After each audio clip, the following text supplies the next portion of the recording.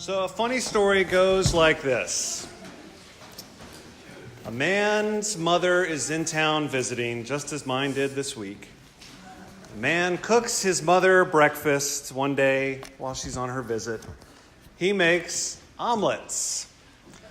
He plates her one omelet, and she comes down, grabs the coffee, takes the plate with the omelet, takes a bite of the omelet, pauses and says, "You can't make an omelet." And then the son jumps in and says, I know, without breaking an egg. And the mom shakes her head and says, "No." And then she moves to the garbage can and says, "You can't make an omelet." Proceeds to scrape it and throw it in the trash. All right, that did not happen with my mom, by the way. I make a very fine omelet, I will say. I love the old phrase that the son knew, "You can't make an omelet without breaking some eggs." It's a very, very durable phrase. Sometimes you hear it as, "You can't make lemonade without squeezing some lemons."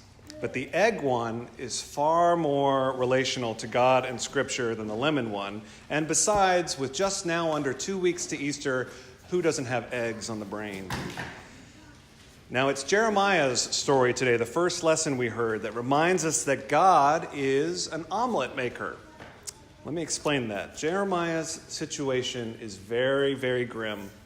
He has been called a prophet at a very young age by God to lead the Jews back into relationship with the Creator.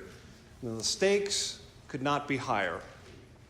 The Babylonians were threatening to lay siege to Jerusalem in the 6th century BC, and Jeremiah is preaching of the need to be obedient to God, which is something we hear, obedient, and we tend to bristle. A good way to understand it is through the prism of Lent. Through that prism, as we've said for about 5 weeks now, Lent is really about returning into relationship with God, returning to God. It is about shedding those things that make a deeper void between us and God. In Old Testament terms, the name of the game was obedience. It's like children doing what their parents say. Go to bed at this time. Eat your carrots. Say please and thank you, and so on. The Jews in this period do not heed Jeremiah's warnings, and things get very bleak as the Babylonians invade, which will lead to the Jews being exiled to the Far East. Now, by this point in the timeline of the Old Testament, we are on what feels like about the 12th time that God has had to reestablish a relationship with created people, humans.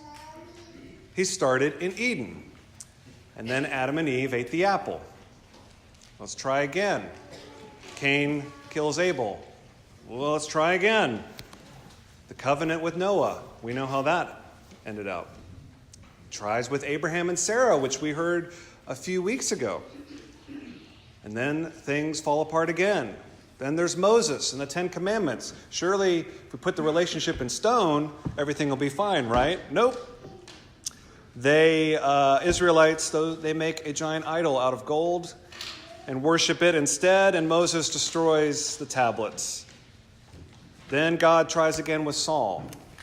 Then God tries again with David. Then God tries again with Solomon, and so on. Fast forward to this attempt.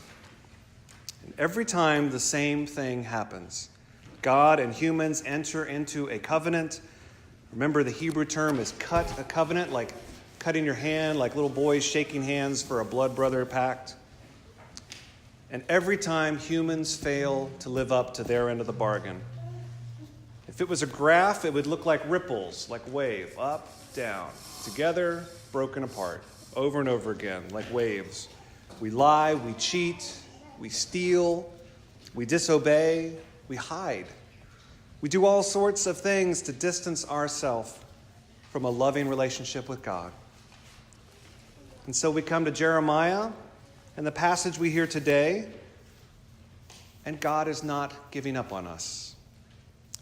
For all the things in the Old Testament that are so difficult to hear, stories that scare us or worry us, wars and fighting, this is actually a story that illustrates how loving God can be. This passage, these 3 verses in Jeremiah, are so important. They're so important that the writer of Hebrews, which we also heard today, ends up quoting them word for word in Hebrews chapter 8. And when Scripture repeats something word for word, you know it is a very big deal. Jeremiah is describing here a new covenant, which is a buzzword for Christians rereading this through the lens of Jesus Christ, because Christ becomes the new covenant. In this new covenant, there are no scrolls, there are no tablets, there's no signing on the dotted line. God will write the words of the covenant on their hearts. God does not give up on us, even when we give up on ourselves. Because God is a master chef, realizes the old adage that every broken egg is an opportunity to craft a new omelet. Every breakdown is a doorway to change for the better. That's the kind of business God is in. Not punishment, not exile, but changing things. God takes the broken pieces of our lives and rebuilds them, reestablishes them, like putting Humpty Dumpty back together again. He makes something new. It happens in the simplest of ways all the time. A sports injury leads a player to later become a coach and inspire his students and athletes. A layoff becomes an opportunity for someone to find herself an even better job or a whole new life experience. A death of a friend may bring others into a stronger relationship. A family illness will draw family members closer together. God's covenant making is crafty, and it requires us to be as creative and as glass half full as God is in all things. And as we pivot into Holy Week next week, we will need to be reminded so desperately of how God will create something new and amazing out of places where there seems to be no hope, all despair, and great brokenness.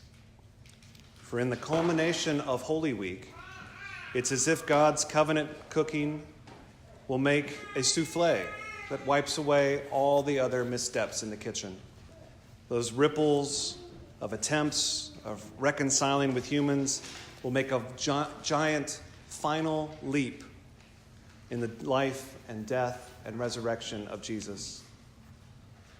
So on this last normal Sunday of Lent, we are being oriented towards the cross, that's true, but also to the greater point that this is all commemorating that incredible, loving project in which God makes a new covenant that will bring us back to him in relationship once and for all. And that is a mighty fine omelet.